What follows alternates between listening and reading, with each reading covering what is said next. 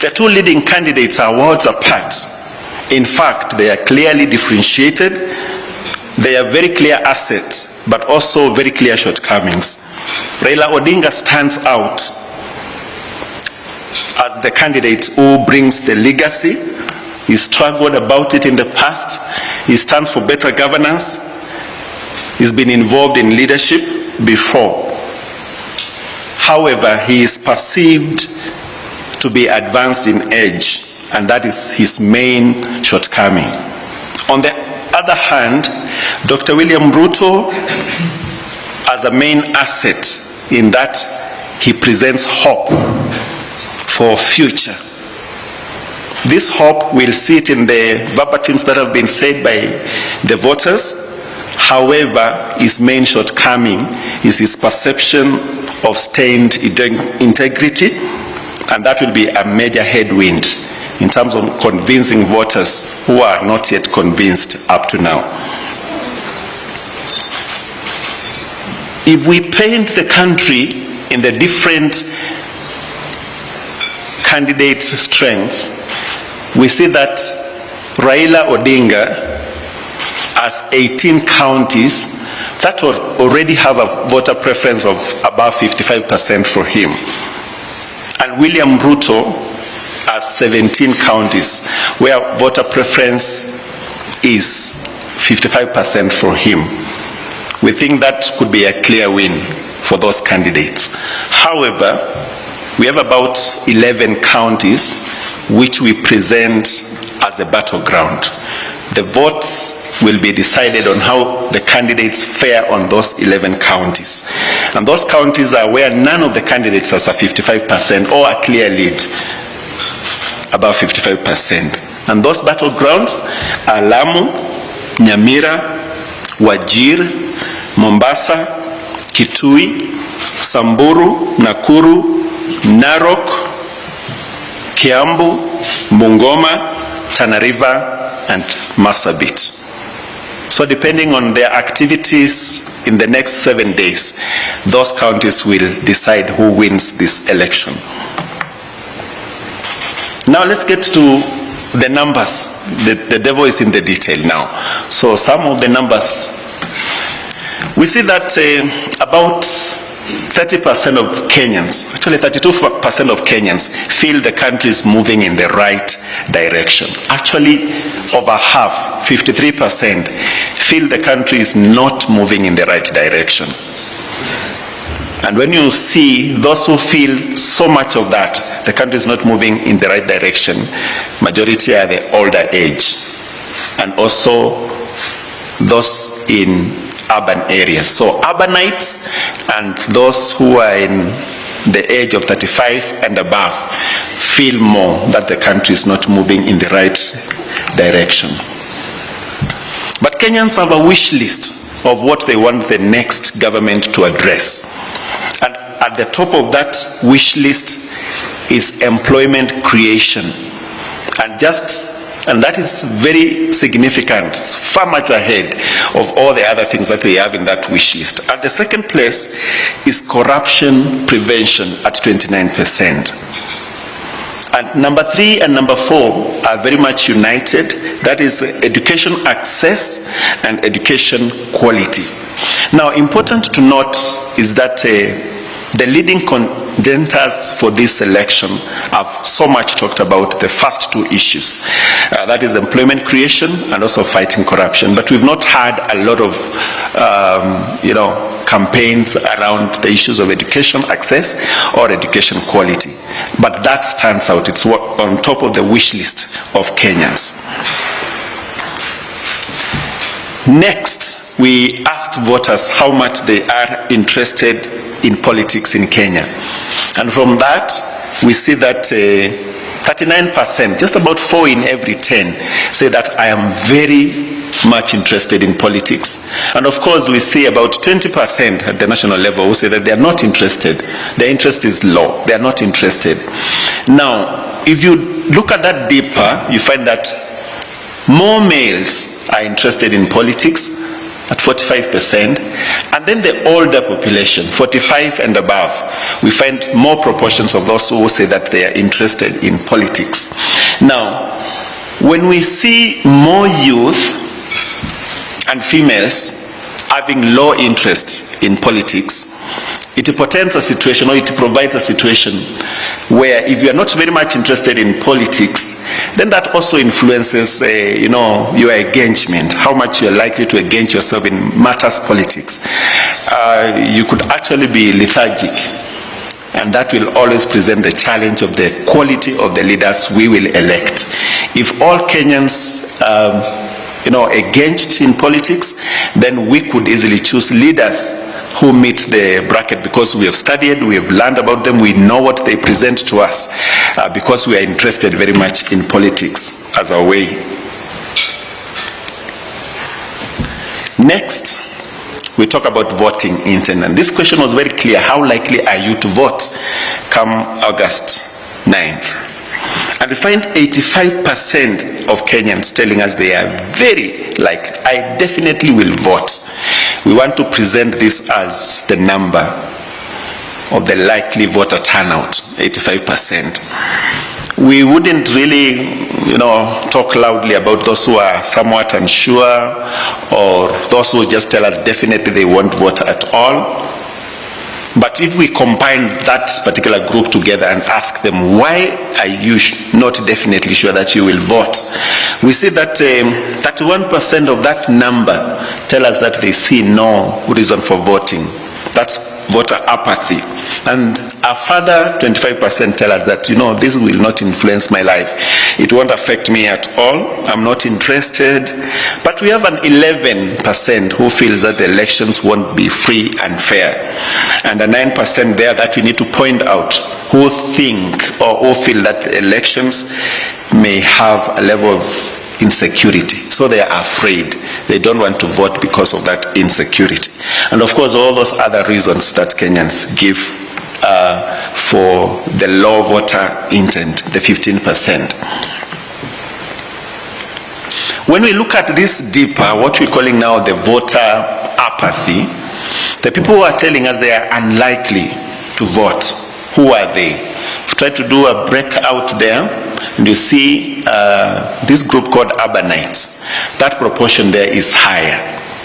So when the national average is 85 for those who are very interested or definitely likely to vote, we see in urbanites that proportion is lower.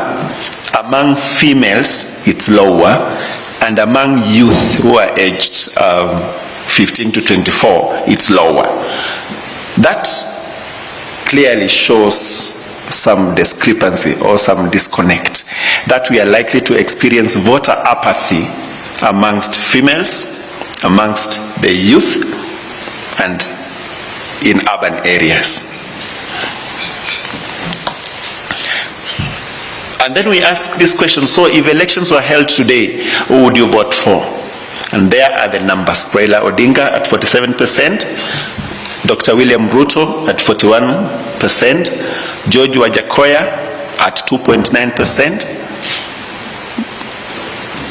Maure Wahiga at 0.2%, and then we have those who refused to answer that particular question. Maybe they know, or they are afraid, or they are scared, 5.1%, and then 3.8% who basically tell us that they are undecided. They don't know at now, but they will vote. They have a high intention to vote. This question is only screened to those who said that they will vote in the elections. When we get deeper into that and find who are the strongholds for these candidates, we find that Raila Odinga has a stronghold among urbanites. 51% of urbanites tell us that they'll vote Raila Odinga against William Ruto. And when we look at rural, that's where William Ruto has a stronghold. 45% of those in rural will vote for William Ruto if elections were held today. Among males, that is Raila Odinga's constituency. Among females, William Ruto does better. That's a constituency for William Ruto. 15 to 24, we see higher numbers for William Ruto, 46%, 43%. So that's a constituency for William Ruto, the youth. And then among those who are older, 35 plus, a constituency for Raila Odinga. The numbers for both George Wajakoya and Wahiga Mwaure are small.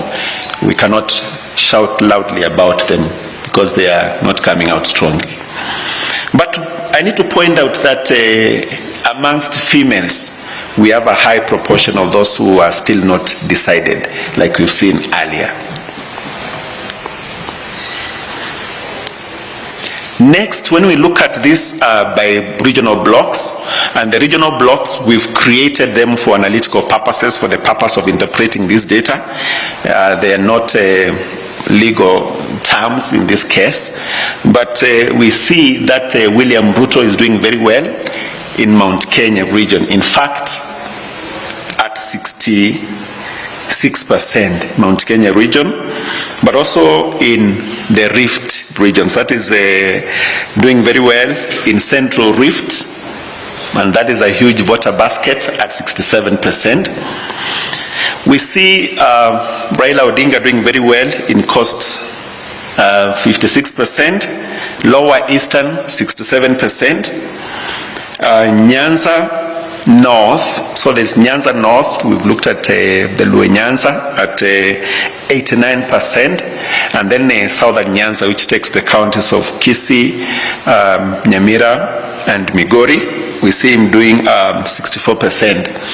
So there's a very clear difference between those two candidates across those specific regions. When we look at their assets, these are the things that voters told us. Now, when a voter told us, I will vote for Raila Odinga or William Ruto or Mwaure, we went ahead and asked a question, why would you vote for this candidate? The points that come out for Raila, we've put them together and they all portend a level of legacy. And we think that is his strongest asset. But in terms of liability, those who would not vote for Raila Odinga, they wouldn't vote for him because of the age factor. Those who would vote for William Ruto, they are voting for a plan. Those who would not vote for William Ruto, they have a challenge with his integrity. And we can look at that in the next slide. All of them are put together and their reasons. Of course, you see it very, very clear that there are quite a number of statements that come strong for Raila Odinga. He's a Democrat, he's a liberator, he's a nationalist. He's been around for long, so it's time for him to get that chance. And of course, he's experienced in leadership. Those are things that we bring out strong because they come out for him. But for William Ruto, what stands out for all reasons is that he has a clear plan. He has a manifesto. Those who would want to vote for Ruto clearly say that he has a plan. But again, at 9%, he connects very well with the common mwananchi. That again is a point that comes out strong for him. At 2.9%, Wajakoya's plan is, those who would vote for him also feel Wajakoya has a plan, a clear one for that matter. And for Mwaure, the 0.2% also feel he has some plan and is also development conscious. But when we look at the reasons for not voting these candidates, the reasons that have been given, and we've put them across, so the 55% who would not vote for Raila, the 53% who would not vote for Raila, 32% tell us that this candidate is old. 10% tell us that I wouldn't vote for him because he's a government project, and of course his manifesto is not as clear. Those are those who would not vote for Raila. Those who would not vote for Ruto, Dr. Ruto on the other hand, tell us that the corruption allegations against him is an integrity issue that stands against us thinking about him. And then of course there are other smaller percentages. There is temperament, he's hot-tempered or hostile, he's a disrespectful candidate, he's not a safe pair of hands, he's hard, not viewed as a Democrat, he's hateful, and the reasons are there, 5%, or thereabout. For Mwaura Wahiga, he is not known. That's what stands out for him. And for Wajakoya, quite some interesting reasons here. His very clear plan is being seen as anti-ethical or illegal. It's an acceptable practice, and that is 96% of those who would not vote him. 97% actually says that bank farming is not something that is acceptable, and they also say that his manifesto is not that convincing, and then everything about his manifesto is impractical. So the reasons for voting for these candidates come out very clear, and their detractions also come out very clear. And this is what voters have told us in verbatim. Just picked them and analyzed them and presented them here. So we talked about undecided voters, and we want to just go through the undecided voters and find out who are these undecided voters and where are they. So if you compare this sample, we just cross-tab it by the total sample that we covered. These undecided voters, you see, most of them are found in the rural. Incidentally, that's quite high. In terms of the age, undecided voters, the older population, that is the 55 and above. Now, I need to stop there and say this. The youth have voter apathy. The older are undecided. A bigger proportion were undecided. Now that's a very interesting dynamic in this particular election. In terms of gender, females are more undecided, and in terms of the regions, Western Kenya stands out, and specifically Bungoma County, where we have a high number, in fact the highest in the country of undecided voters is from Western Kenya, and a bit of it from Coast. We think the other regions are well sitting pretty, ready for the elections, and that could be the strategy for the week, focusing on where we have more of the undecided voters.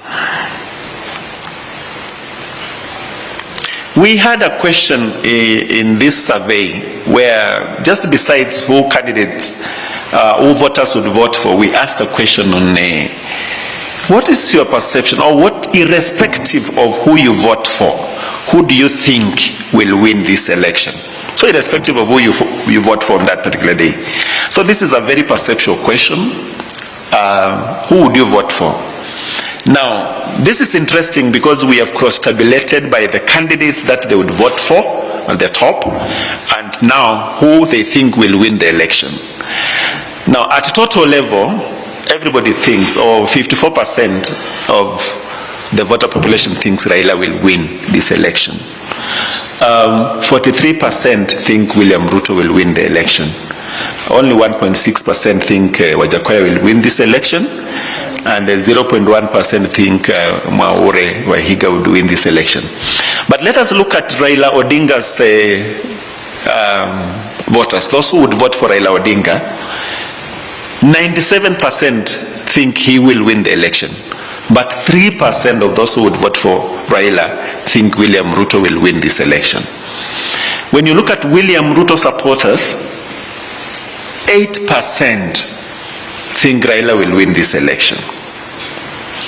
When you look at those who told us that they don't know or they're undecided, 62% think Raila will win this election.